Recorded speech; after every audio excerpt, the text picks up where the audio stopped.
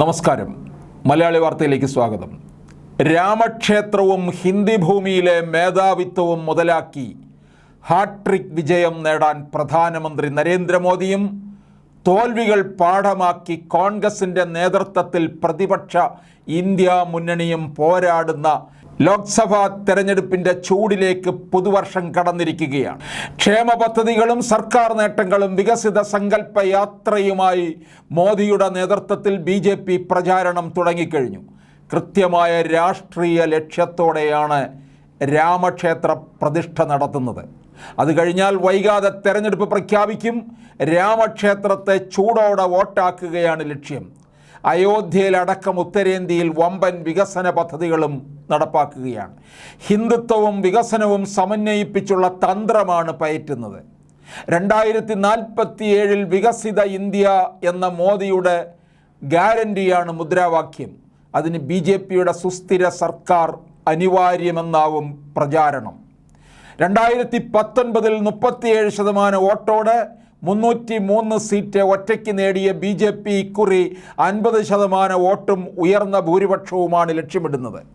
543 അംഗ ലോകസഭയിൽ 350-400 സീറ്റിൻ്റെ റെക്കോർഡ് വിജയമാണ് നോട്ടം.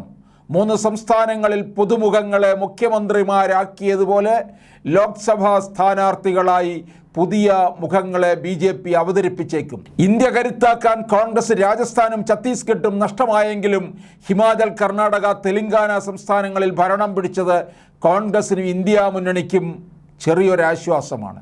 2019 രാജസ്ഥാനിലും ഛത്തീസ്ഗഡിലും ജയിച്ചതിൻ്റെ മികവ് ലോക്സഭയിൽ കിട്ടിയിരുന്നില്ല.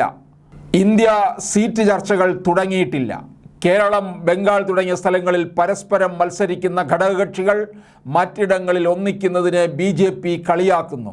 ബംഗാളിൽ തൃണമൂലിനെ പോലെ ശക്തി കേന്ദ്രങ്ങളിൽ ഘടകകക്ഷികൾക്ക് സീറ്റ് വിട്ടുകൊടുക്കാനുള്ള വിമുഖത കീറാമുട്ടിയാണ്. പ്രധാനമന്ത്രി സ്ഥാനാർത്ഥിയെ പ്രഖ്യാപിക്കാതെ മത്സരിക്കാൻ സാധ്യത. പ്രധാനമന്ത്രി മോഹികൾ ഏറെയുള്ളതും തലവേദന.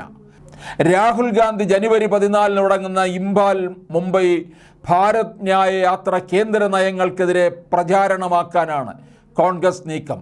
സാമ്പത്തിക, സാമൂഹിക, രാഷ്ട്രീയ, നീതി, തൊഴിലില്ലായ്മ, സാമ്പത്തിക പ്രതിസന്ധി തുടങ്ങിയ വിഷയങ്ങൾ ചർച്ചയാക്കും.